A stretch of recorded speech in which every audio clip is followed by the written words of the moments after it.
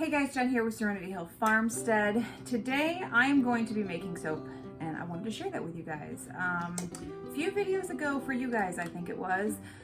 For me it was about 7 weeks or so. I made Conifer infused olive oil and I used either this oil or an oil the exact same, just plain old olive oil. Looks like this. Let it sit with fresh cut white pine needles from our farm, and I let it sit out of direct sunlight, and after that time we got this. And I am going, this is what's left over. This is actually going to be my next batch. I'm going to make a double batch of this today. But in here I have got my pine infused olive oil in here. I've got coconut oil, I have shea butter, I have, what else do I have in here? Cocoa butter. And this is pretty standard recipe, pretty simple, one of my simpler recipes. And I'm gonna put all sorts of good stuff in here too. So I've got everything up to the temperature it needs to be. Everything is melted, which I'll give you an overhead shot of this in a minute. But before I get into the actual soap making, I want to tell you a little bit about this. So the conifer oil itself, the pine oil here, can be used for lots of things. You can infuse this, and you can use the oil itself if you have eczema, psoriasis, you know, kind of that dry, scaly, itchy, flaky skin. It's very, very useful for that. And it's really good for like after bug bites. You get a lot of bug bites like mosquito season, things like that. Using pine soap helps soothe that. It's antibacterial and antifungal, so it's got lots of those good properties, and it's said to be a very soothing bar. So I'm really excited to make this. The oils for scenting, I only use essential oils in my soap. I don't like fragrance oils. They're not good for the skin, and a lot of soapers use them because they can get, you know, fragrances that you can't get with essential oils. But I will personally, in my soap, I only like to use essential oils because there's a lot of benefits for them. So, and I want to use those. So we've got fir needle essential oil, I've got cedar wood essential oil, and I've got spearmint essential oil. So I'm gonna do a blend of those to get the right balance that I want for that. And then in here, this is gonna be my colorant. This is pureed organic spinach. I just mixed that up with a little bit of that olive oil, and that is going to be the colorant for the soap. And then just to add a little bit of texture and a little bit of exfoliation, I've got some poppy seeds I bought from Brambleberry, and I'll just put that in once we get to what's called trace, which is where everything is nice and thick and it's about ready to pour. I'll put those in there and just fold them in, and that'll suspend them in the bar nicely. So I'm gonna go, oh, and I got my lye water, of course, because you cannot make soap without lye water. So that's gonna go ahead and go over here where I've got everything set up, and we'll go ahead and make soap. The other ingredient here I have is Kaolin Clay. It gives it a nice slip of the soap, so I like to put that in some of my recipes, not all of them. But here I've got my oils, and we're gonna add the lye, and then that is what starts the process of saponification. So turning this into soap. Always have your gloves on. You really want eye protection too, but I wear glasses, so that's what I do. Keep my glasses on for sure. Excuse my mess back here. I got stuff to put away. Okay. So we're gonna pour this lye water. I'm soaping here at a temperature of about 90. So you wanna make sure you have your lye water and your oils no more than 10 degrees apart.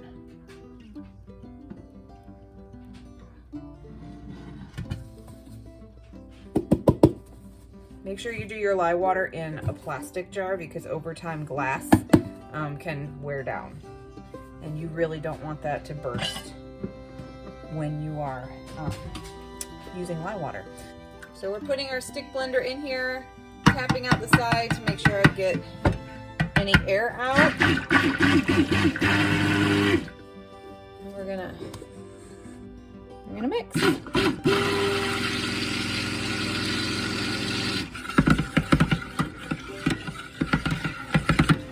So when I am doing a blend, I get a jar and I just kind of add, you're going to have a base note, medium note, and a top note when you're doing oil blends. You don't have to have all three of those, but you'll get the best balance if you're new to this and making your own essential oil blends.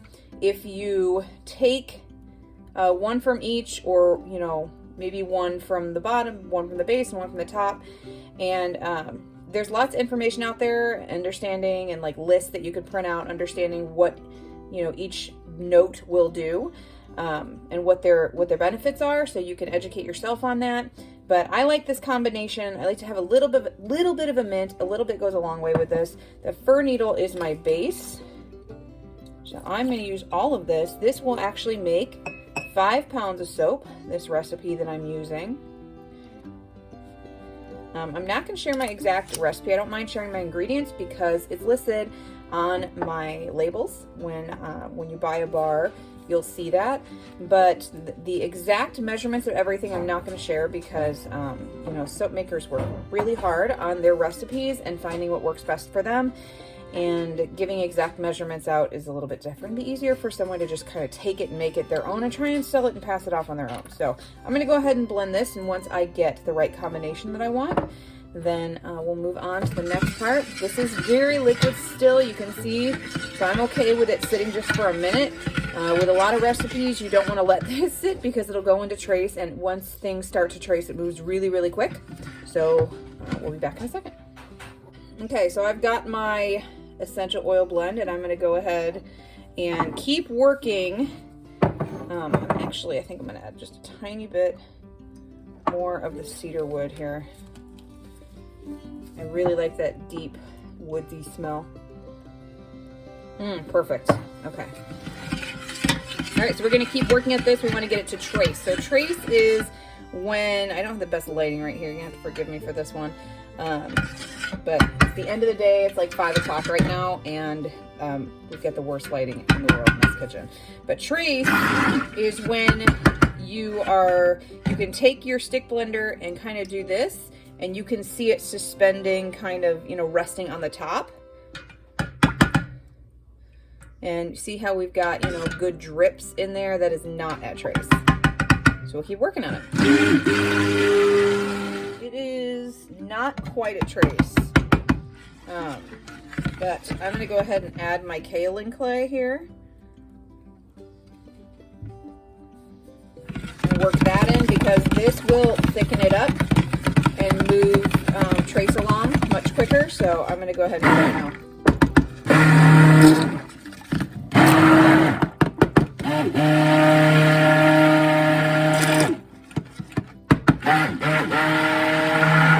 There we go. So now we're going to add this.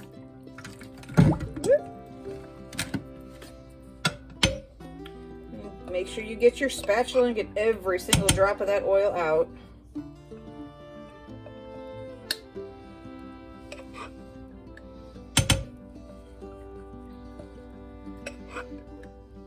Okay.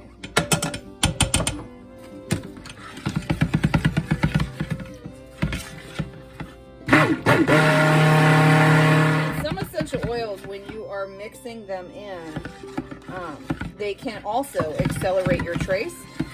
Some of them can make it take longer to get to trace. It really just depends on your oils. They all behave differently. So being really familiar with your oils that you're using is also really important. When you're purchasing your essential oils, or if you choose to go fragrance oil route, when you're purchasing those, it'll say on the information how it behaves. This is called cold process soap making. It'll say how it behaves, if it's good for cold process, and if it discolors your soap, or if it does not behave well. Like I know basil will make your soap seize up, which means it'll go from liquid state to solid state like that. So basil is something that, man, you really got to soap carefully with. But these oils all behave really well in cold process soap, and it takes quite a bit to get to trace. We're getting there. We're almost there. Get those bubbles out. There we go.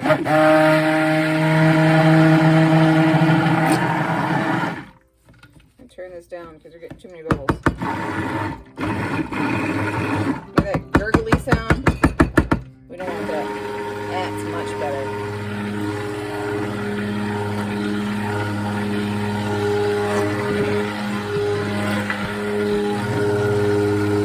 One of my other personal preferences is to use food and herbs for my colorants. That is just my preference. Every soap maker does things differently.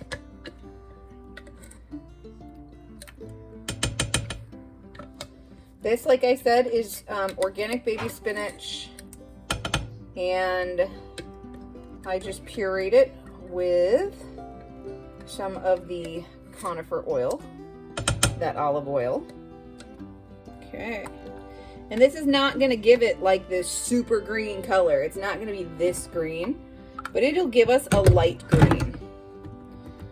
It'll give us a tint of green. And that's pretty much all I'm looking for. Just something to make it a little bit different. Give it a little something. So when you add colorants to your soap, oftentimes, most of the time, what you add in here is not going to be your final color. During the process of curing, you know, as moisture comes out, that can alter the appearance of the color that you're putting in there. So that's why I think this is going to be a lot lighter, and it's just going to give, excuse me, just kind of like a green hue to the soap. I don't know if you're going to be able to see it because the lighting is just awful right now. But do you see when I pick up my stick blender and kind of drip over it? It's not sinking in like it was, and it's kind of resting on the top just a little bit. That is a light trace. And at this point in time, whoop, at this point in time, you could pour it into your mold if you want to. My preference is to work with a little bit thicker of a trace. It's just my personal preference. Not going heavy in that. And this is just, like I said, for a little bit of an exfoliator, and because I love the look of things suspended in soap, like poppy seeds. It's just really pretty. I like the depth, the dimension it gives it. A quick note before I take you over there. So I got a little bit of air in here. So if you get air in there, stir it around without the stick blender. If you get a lot of air, what I like to do is just hold it in one place with a low setting on your stick blender, and just hold it, and it'll pull the bubbles out and bring it to the top, and you get a little bit of a foam, and you can scoop that out if you can't work it out.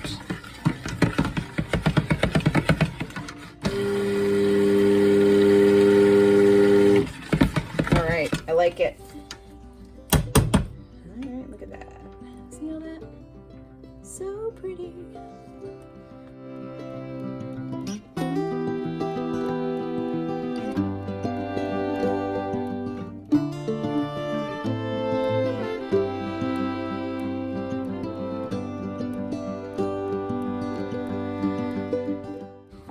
There, we're gonna bang it now. Get any bit of the air bubbles out. Then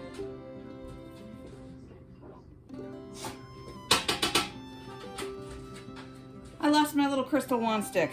I don't know where it is, but we're just gonna go across the edges. And then I'm gonna let this sit for a few minutes because this is still too wiggly wobbly to put a texture on the top. So I'm gonna go ahead and let it sit, and then I'll come back when I do the texture. All right, so it is Super Bowl night. There's boys are taking care of the dog, getting him fed and everything.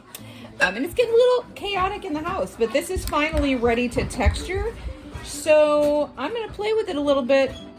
You know, sometimes I just wanna do something simple on the top. And if I don't like it, then what I can do is just do one of these. Leave that light on, please. Thank you. And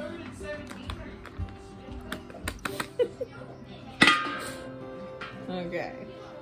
I think what we'll do, oh yeah.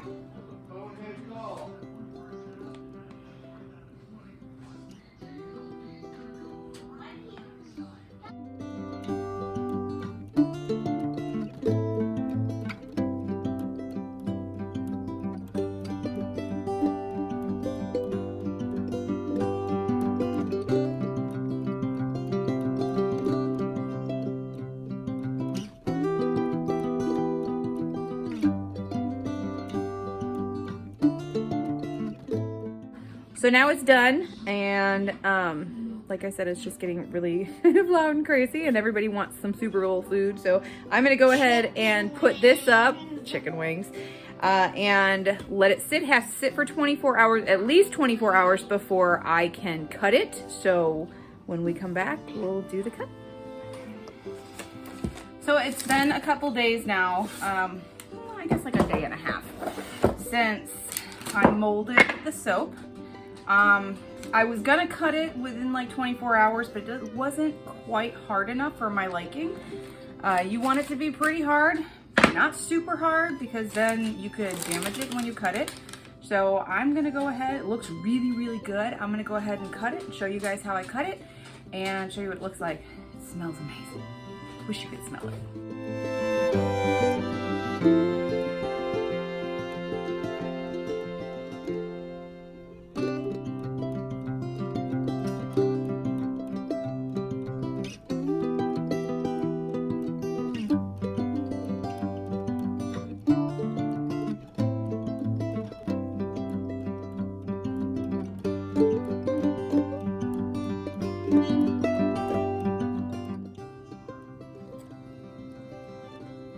Your first cut is going to determine how straight your bars are going to be, so it's important.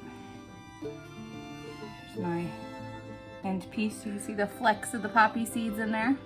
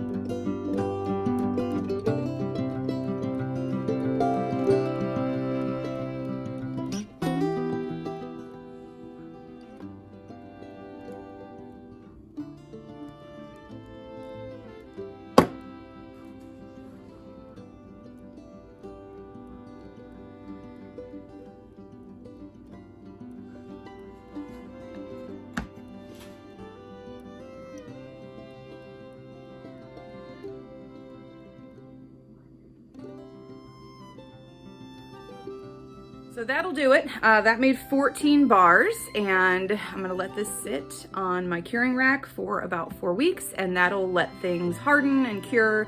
Now you can use this soap right away. It's saponified and everything, but it's not gonna last long because it hasn't fully cured. It hasn't hardened. So the longer you let it cure, the harder the bar gets and the longer it lasts. So that's why we do the curing process. Definitely something that anybody can do. Anybody can make soap. It does take some time, but it's addicting and it's very rewarding. It's a lot of fun. So there's a lot of videos out there that can give you some basic recipes and help get you started. Your safety stuff is really important. I have a video of all of the supplies and everything that I use that I'll link up here or down in the description box somewhere around there if you want to check out that video. And I'll also have the link for our farm store. So if you want to get one of these bars in about a month when they cure, they'll be available there too. So thanks for watching, and don't forget to hit the subscribe button and the like button, and feel free to share it if someone you know would find it useful, and we'll see you guys in the next video. Bye.